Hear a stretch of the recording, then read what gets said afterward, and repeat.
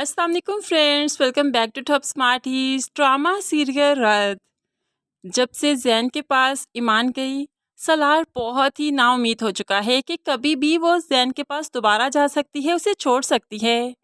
इसीलिए तो अब वो काफ़ी बेचैन रहता है। तो दूसरी तरफ जब से बानो आपा की कॉल आई ईमान को, वो भी परेशान है। सलार से जैन के बारे में पूछना चाहती है लेकिन हिम्मत नहीं हो रही। ऐसे ही दोनों जब हॉस्पिटल जाते हैं तो फिर मौका देखते ही पूछ ही लेती है, जैन कहाँ है? 2 दिन से घर नहीं गया।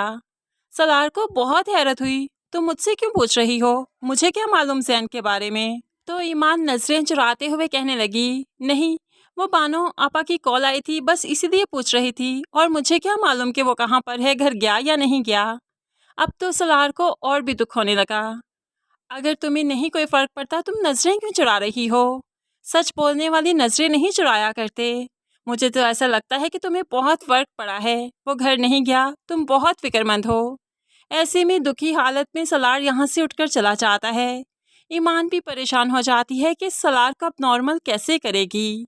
ऐसे ही दोनों जब घर आते हैं तो यहाँ पर पुलिस भी सलार से पूछगिछ करने आ ही जाती है।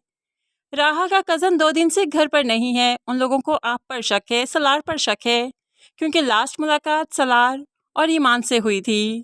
लेकिन यहाँ पर सलार यकीन दिलवाता है कि उन दोनों का आपस में कोई राब्ता नहीं। जहाँ पर मुलाकात हुई थी उसके बाद से कुछ भी अता पता नहीं। लेकिन जैन के बारे में जामिन को मालूम पड़ चुका कि वो घर पर नहीं, और वो ईमान को आज भी हासिल करना चाहता है। तो जामिन फिर मौके से फ़ायदा उठाना चाहता है। वो तो जैन से राब्ता करता है, उसे कॉल करते हुए अपने ऑफिस बुलाता है। तो जैन भी जामिन से मिलने चला जाता है। यहाँ पर जामिन कहने लगा, दुश्मन का दुश्मन दोस्त हुआ करता है। मुझे मालूम है तुम सलार और ईमान को अलग करना चाहते हो, और मैं भी यही चाहता हूँ।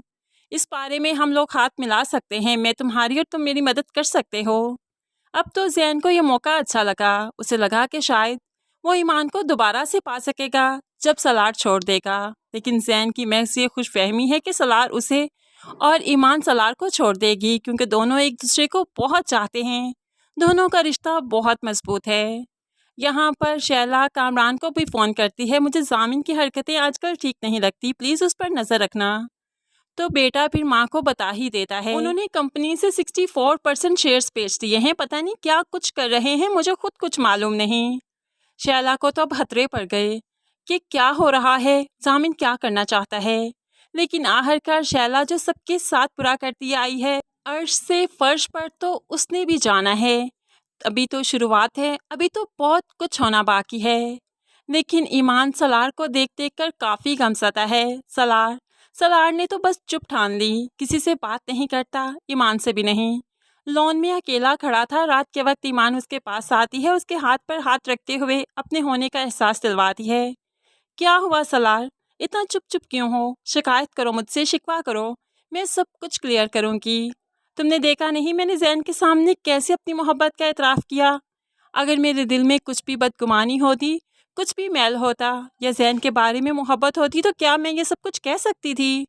तो यहाँ पर सलार भी कहने लगा, एक बार जा चुकी हो, अब तो बेयकीनी सी हो गई कि जब मर्जी मुझे छोड़कर चली जाओगी।